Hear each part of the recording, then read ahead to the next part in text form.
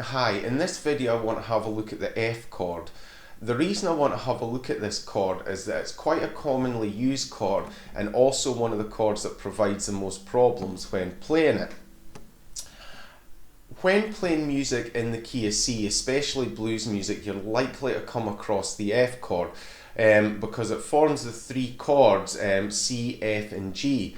That are commonly used when playing in the key of C, especially in blues music. So you are going to come across this chord, especially if you're playing music like, say, Mississippi John Hurt, who primarily plays his music in C and shifts to this F chord. The reason this chord provides so many problems to people is that it usually requires barring in some way, and there are multiple ways you can play it. When playing sort of finger style blues music, where you're accessing the bass strings like this, you have to make sure that you're getting a certain amount of bass strings in and also playing the melody line on top. So when you're playing F, you need a chord that allows you to do that and get access to those bass strings as well as the higher up ones. What I'm going to do in this video is I'm going to look at multiple different ways you can play this F chord and give you some advantages and disadvantages of each way of playing it. Depending on what you're playing, what you're comfortable playing, how your playing style is, you may go for any one of these techniques. And I'll show you which one I use most commonly as well. So what I'll do now is I'll run through a number of these techniques, show you the fingerings for them, and explain some of the advantages and disadvantages using each of these. The first F chord shape I want to have a look at is with the full bar. To play this, what you do is put a full bar across fret 1 across all 6 strings. Use your middle finger on fret 2 of the G string, and then use your other two fingers on fret 3 of the A and D string, like so. And that gives you an F chord like that. The advantages of using this shape are that it gives you access to all 6 strings of the guitar. So if you're playing bass notes like you would in sort of fingerstyle blues, you've got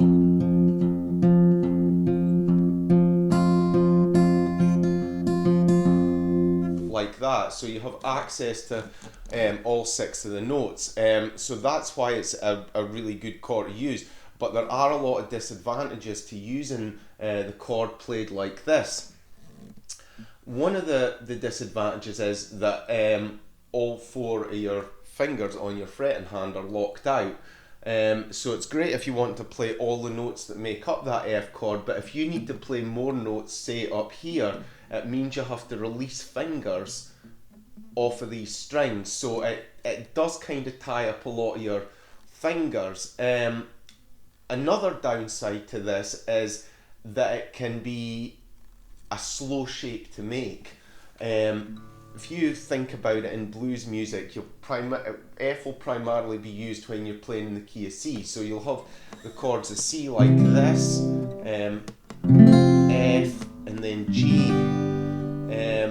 And moving between C and F can be quite slow if you need to move at speed. So you've got like that, and to make the chord sound without ringing on the strings. So it can be quite a slow shape to actually make with the full bar.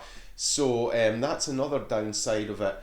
One other downside, it shouldn't be too problematic but can be, is that you're barring fret 1. And because fret 1's closest to the nut on the guitar, it's the one that requires the highest tension to press down all 6 strings.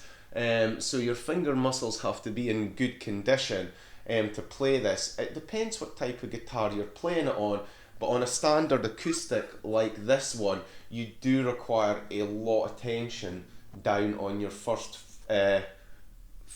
index finger across the first fret to make each string ring. You can see the indents on my finger there with it. So this shape, you'll commonly see a shape used in, say, classical music or something like that. does give you a lot of range and scope and allows you access to the bass notes. But the big disadvantages are that it does lock up your fingers, it's slow to form the chord, and it can be physically quite tough to play. The next F chord shape I want to have a look at is the F chord shape played with a partial bar across the strings. So in the first example we'll bar all the strings across fret 1 here. In this example we're only going to bar the B and E string here, the top two strings here, like that. Then what we're going to do is put these two fingers down like this. So again, we've got the middle finger on the G string and the ring finger on the D string like this on fret 3 there, like this. So you make a shape like this with the index finger holding down these two. So what you get is an F chord like this. This has, again, advantages and disadvantages. The advantages of playing it like this is it's less physically demanding than doing a full bar. You've only got to bar these top two strings with your finger, which is easier to do like that, so there's less chance of getting ringing on the strings. It's quicker to access when playing it than the full bar. So with a full bar you're switching your whole hand round like this. When you're in, say, C and moving to F, all you've got to do is bring your fingers down like this. So if you've got them like this, bring them down like that.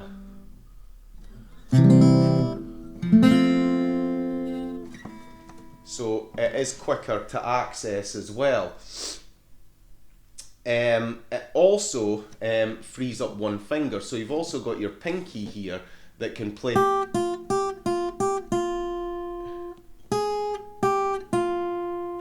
other notes like that as well. So there's one free finger for playing melody lines. The big disadvantage to using this chord shape is that you're only fretting the top four strings here. So you don't have access to these bass notes here when playing fingerstyle guitar. So any bass notes have to be here, which can sound slightly incongruous if you're using lower strings for the other notes. So that's the main disadvantage to using that, is that you just don't have an access to a lot of those deeper bass notes, which can sound out of place when playing the music. The next shape I want to have a look at is an expansion on the previous one. So in the previous one, we'll bar the top two strings at fret 1 like this, the G string on fret 2 and the D string on fret 3 like this to make the F chord without using the pinky.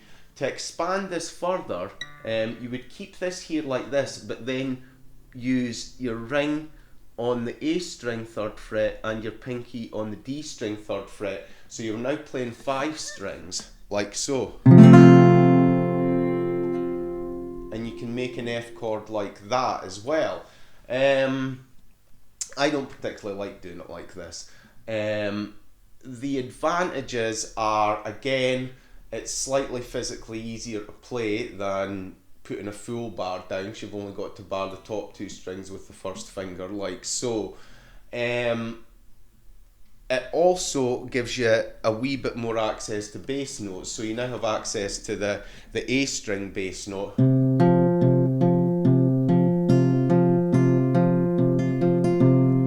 Like so. The disadvantages though, it is a slow, awkward chord to form. You've got to put a little bar here across two strings and then form all your rest of your fingers like this. So it is quite an awkward chord to form with your hand, and if you're moving at speed between chords, it can be tricky and slow you down.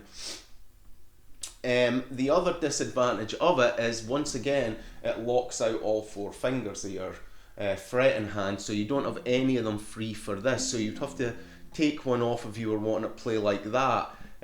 So that can cause problems as well. So although this shape does give you more access, to more bass notes, I think the disadvantages of how problematic it is to play really just outweighs it. So I mean, if it's a shape you're comfortable with, that's great, but it's not one I would recommend, but I'm just showing it to you anyway. The next shape I want to look at is one that doesn't require any barring, but has a lot of limitations. So in the previous ones where you were putting a bar across the top two strings at fret 1 like this, instead of doing that, you're just fretting fret 1 on the B string here, then fret 2 on the G string, and then fret 3 on the D string like that. So you're only fretting 3 strings, but you're only playing 3 strings at the same time, so you're only playing those 3 strings. So you get an F chord like that. The advantages of using this shape is you don't have to bar, so it's not too physically demanding if you're not comfortable with barring. It's also very quick to access. If you're coming off a C like this, all you have to do is drop these 2 fingers down to another string. So you've got C here, and then you just drop them down like this. So it's very easy and quick to access, especially if you're coming off a C chord, which commonly will be going to an F chord. The disadvantages, though, probably outweigh any of these advantages. You're only playing 3 strings when you're doing this, so you don't have access to these bass notes, like so. So they're out of the game.